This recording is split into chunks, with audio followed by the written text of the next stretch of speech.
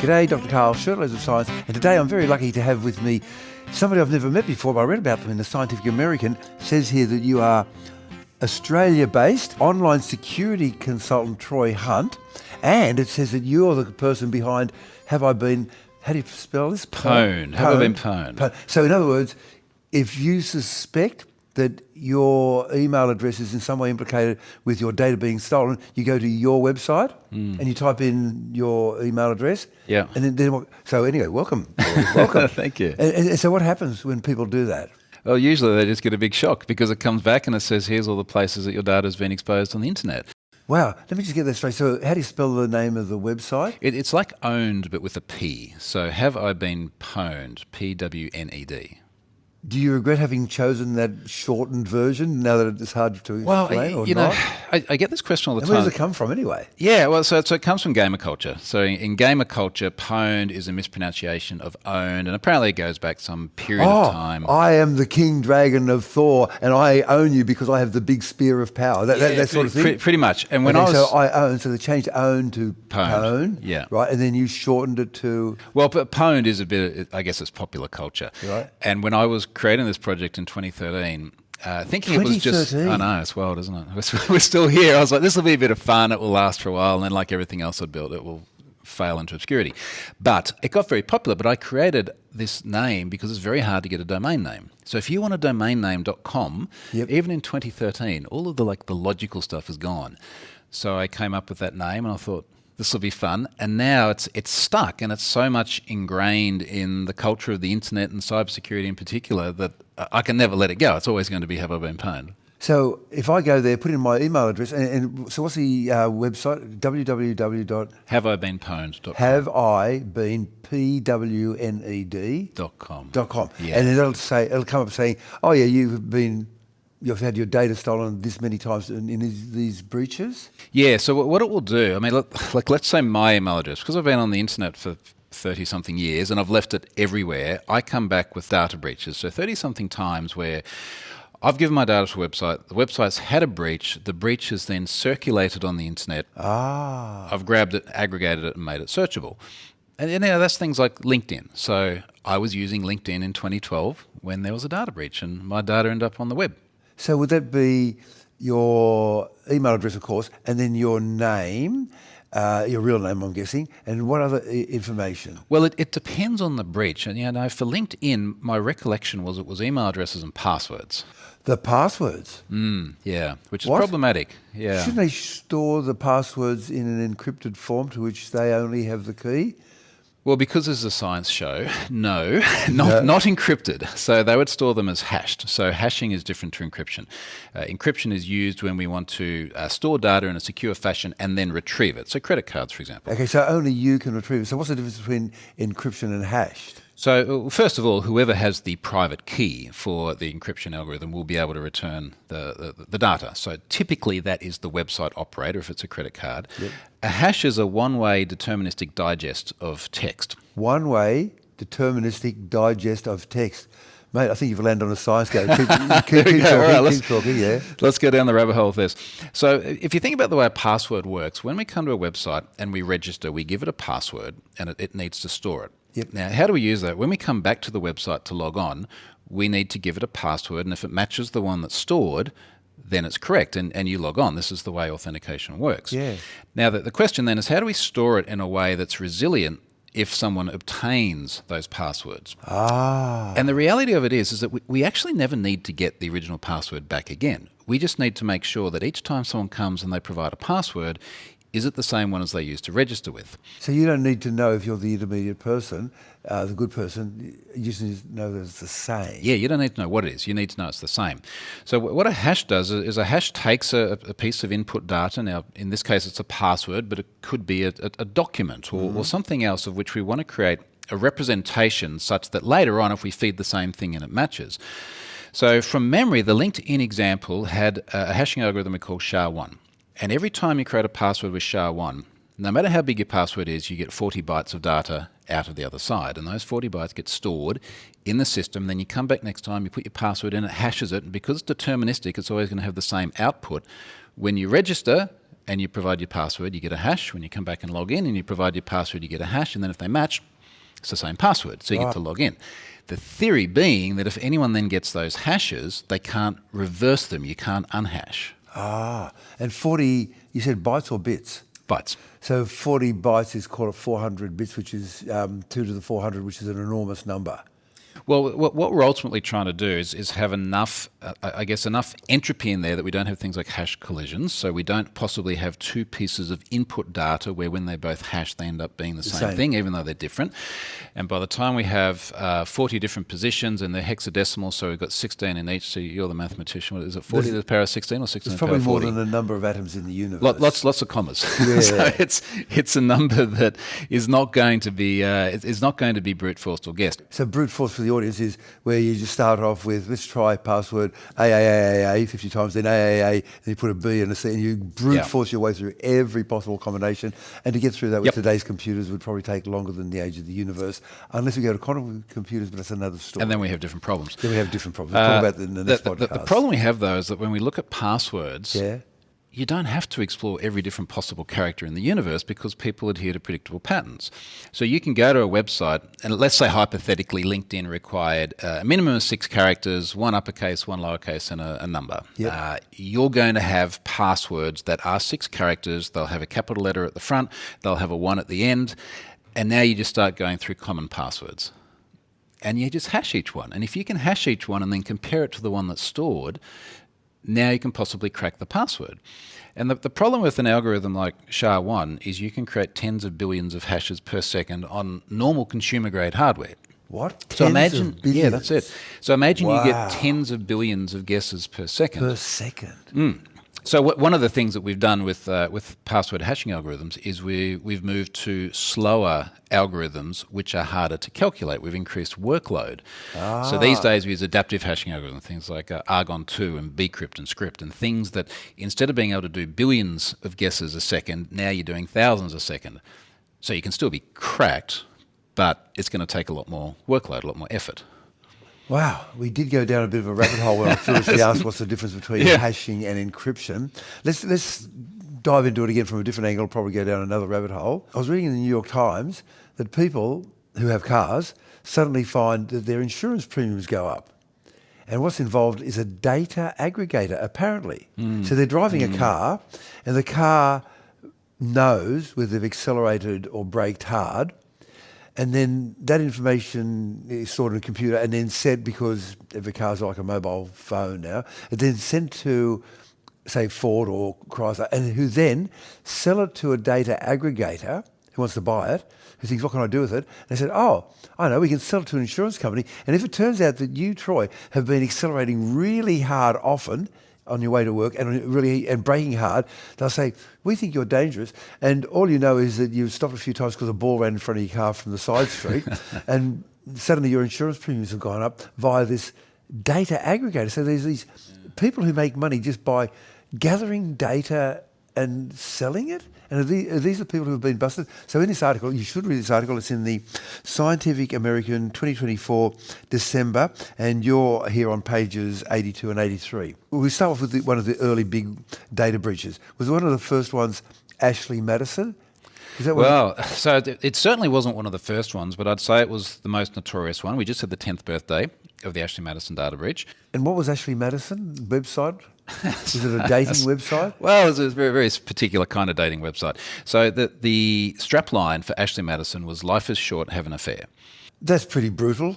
Yeah, okay. So right. It was, even before the data breach, it was a bit notorious because it was there ostensibly, very explicitly actually, for people to find other people to have affairs with. Right. And the CEO of the company was very public and would go on, daytime talk TV shows, etc., and go, yeah, look, this is just normal. I was like, people have affairs, and all we do is we provide a website for them. And then, how did they make money? Did people pay a joining fee? Well, I mean, this is the fascinating thing about it. So one of the really interesting things about data breaches is after they happen, we get to see the making of the sausage. So what happens inside this particular entity, and what we learned from the data breach in terms of how they make money is a number of things. So number one, you could start to, and it's typically guys, right? That's no big surprise.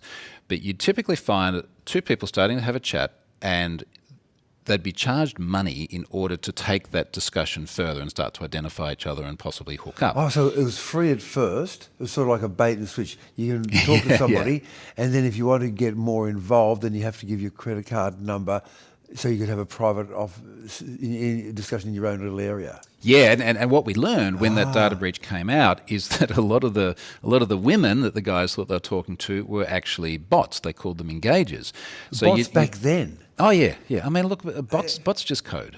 So it's literally just being able to look at the input and form some sort of a response that hopefully matches enough that the guy's like, oh, maybe I will. That almost goes back to Eliza in 1968, who was that early psychotherapy program, and all it did was find a significant word and then ask about that, but change, and then it turned into a question, and then thirdly, change I to you. So you'd be going on about it. I went for a walk with my mother and say, how do you feel about your mother, question mark? And people would come out of a 1 hour session with this bot back in 1968 saying, that's the best psychotherapist I've ever seen in my life. So in many cases, people were, back in 10 years ago, 2015, were talking to a bot. Yeah. But were they being all intimate and the bot was good enough to, I mean... Well, to some extent. There were definitely men and women on there as well that were there either to have affairs or, as we learned after all the data got spilled everywhere, in many cases, people were on there trying to catch a partner having an affair. So they're like, I'll go on there, I'll create a profile and I'm going to catch this guy. Oh, so I'll try and talk to my spouse as an outsider. Correct, because I was suspicious. But, to your question about how they make money, one of the ways they made money is they charged for what they call a full delete service. And they'd charge you $19. Because imagine, like, you're sitting there one night and you're lonely and you've had a few beers and you're like, I'm going to go and sign up to this site. And the next day you go, that was a really bad idea. I want to delete my data. And they go, yep, money please. And you would pay to delete your data. And one of the reasons it got hacked, or certainly one of the reasons given, was that whoever was responsible, person's never been caught, but whoever was responsible took issue with the fact that Ashley Madison was misrepresenting the full delete service. Because he said, what happens is you delete your data and it sort of zeroes out the row, but now you've got a payment record which then refers back to this. So they still have your data. So there is data in existence that you paid the Visa MasterCard company some money to Ashley Madison on that date, and the amount of money was what you needed to delete. So therefore, you must have had something you wanted deleted. Well, I think what you wanted deleted is the fact that you were looking to have an affair, or that's what was implied by having an account on the site. But the issue that was taken was that they said, look, this is the hackers, when someone pays for full delete, they're not being deleted at all. This is misrepresentation. Now, I think they had multiple different issues with the service, which explains the hack. But what we then learned after this data got released and got spilled everywhere is that, people who had paid money to have their data deleted still had records there. So it wasn't the full delete? It wasn't the full delete. Now, mind you, even the premise of charging someone money to remove their data is just ridiculous. And I can't imagine how you'd get away with that today. But 10 years ago, they were. It's almost as bad as an airline increasing the prices on tickets as you get closer to the flight date. Who would think that such a thing could exist? Companies want to make money. Talking about a big breach here, there was one referred to national public data, and then there was social security numbers and millions. So do we still find things coming on today, breaches like Ashley Madison? They're still happening, or are they happening more frequently? Yeah, totally. Look, I mean, what's fascinating about it is Ashley Madison was hugely impactful because of the sensitivity of the data, the sensationalism of the service. There were a lot of services stood up very quickly to be able to identify your colleagues, the other parents at school, your fellow churchgoers, and shame them publicly. People took their lives as a result of this. Really? There were multiple suicides attributed to Ashley Madison. It was an enormously impactful breach. And at the time, many people were saying, well, is this the moment we take cybersecurity more seriously? We build better systems, more resilient systems, so this doesn't happen again. And it turns out not, because we've had so many different incidents since that time. And not just every year or every month, but every day we have new security breaches. The ones I've seen in the last 24 hours. I woke up this morning and 24 hours? 24 hours.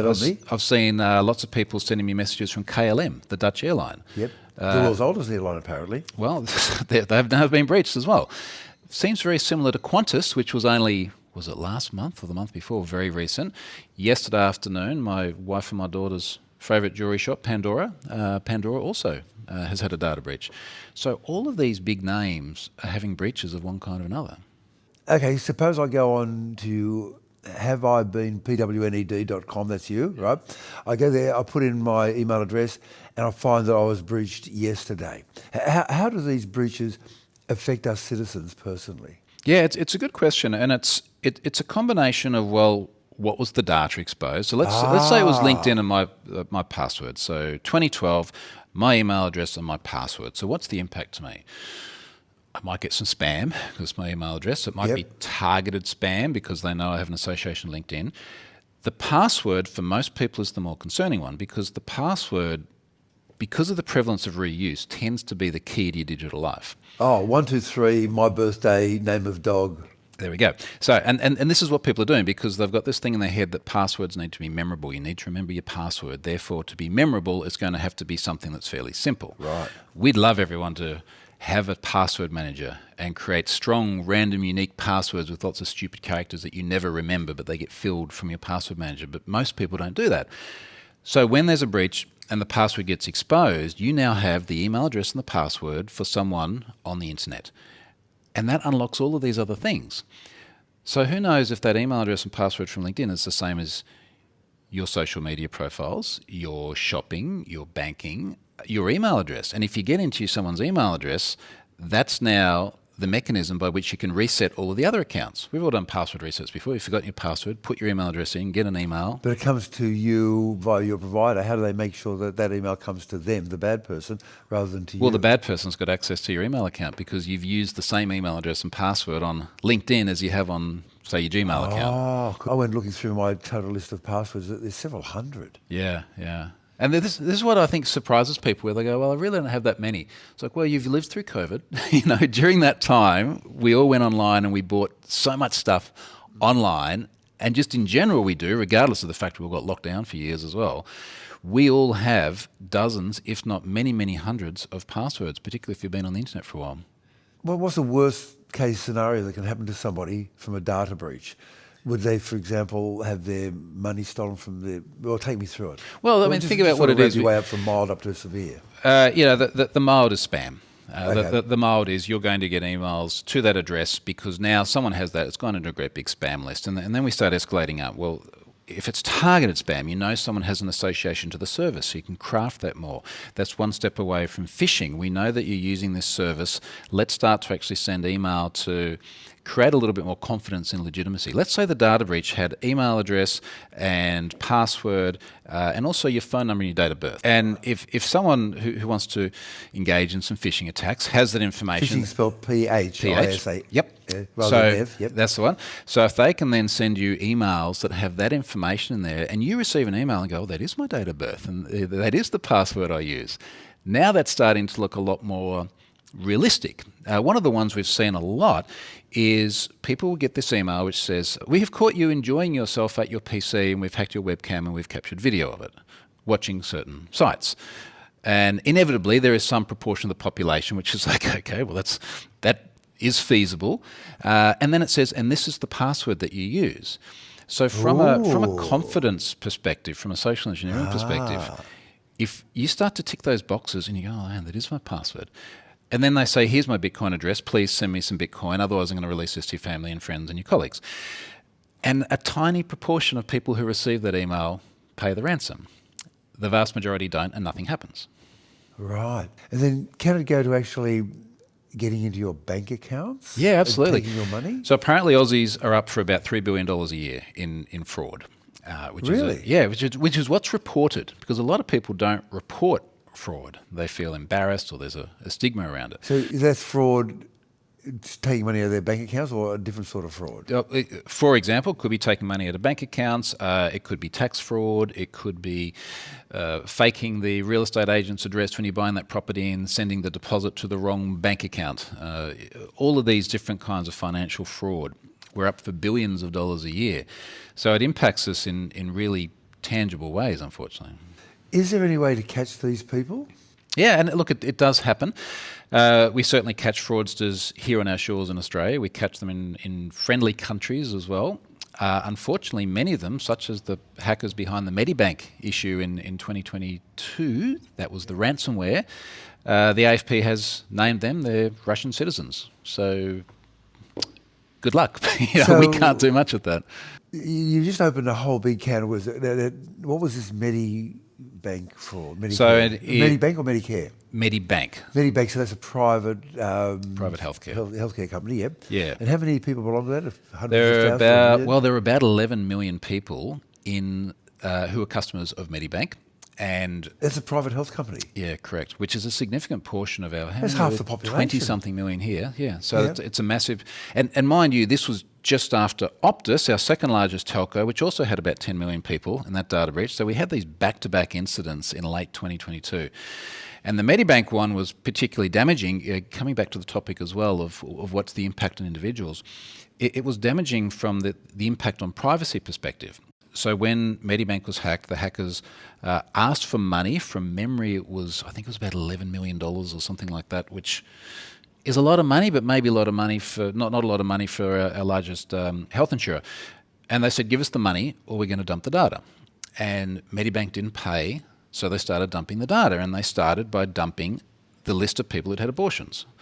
And then the people who are on psychotherapy Which is a crime treatment. in some states in the USA, apparently. Well, and then that gets very, very personal, doesn't it? Because now maybe that's like a multi-layered impact. There's the privacy violation of it, the personal violation that individuals would feel having that information exposed publicly. But then it's a little bit like if it's say a gay dating site. Well, then there's parts of the world where that's going to impact you much more. In some parts of the world, it's illegal to be gay. Exactly. So where did they dump this? I mean, if I'm just doing a boring email and searching science sites, I'm not going to run across it accidentally, will I? You're probably not going to run across it accidentally, but there are various levels of exposure. Ashley Madison was a good example because that got put on torrents. So if we think back 20 years ago when we started seeing peer-to-peer networks, 30 years ago probably, 25, peer-to-peer networks designed for people to share content between themselves. And it was things like Napster for sharing music. Yeah. And it was decentralized. You could just have different people running this peer-to-peer sharing software and pirating files backwards and forwards. Very often we see large data breaches, like Ashley Madison, put on P2P networks. So what it meant is when Ashley Madison happened, it got put out there, and the same software people are using to go and pirate a movie or a song, they can use to pull down 30+ million people worth of very sensitive data. But how do they know to look for Medibank data or abortions? Well, very often what happens with ransomware crews is think of them like a business. So they're a business. Their service is a bit of a protection racket, really. Pay us money or something bad might happen. That's a nice window you've got there. Shame if anything happened to your nice big plate glass window. That's exactly it. Yeah. And the MO of these ransomware crews is that they need to show consequence for non-payment. I mean, if you're a mobster and you keep threatening to break someone's knees and then you never do it, what kind of mobster are you? Yeah. So they typically have websites, usually on the dark web. We've got to talk more about the dark web. But usually on the dark web, on Tor hidden services. Yeah. They're very easily accessible by everyone, but they're very hard to locate where they're actually running from. Because there's so many bounces. Exactly. It's the onion network. There's layers and layers and layers. Devised by the US Navy? Yeah, originally. But getting back to how people find it. Yeah. So these ransomware crews will have these websites, and very often what they're doing is they're listing all the different companies which they've compromised. They've taken data, and they'll have little counters, and little counters are ticking down. You have this long before your data goes public. And then if they don't pay, again, they've got to deliver on their promise of dumping data as a message to the next party, so they dump the data on these services.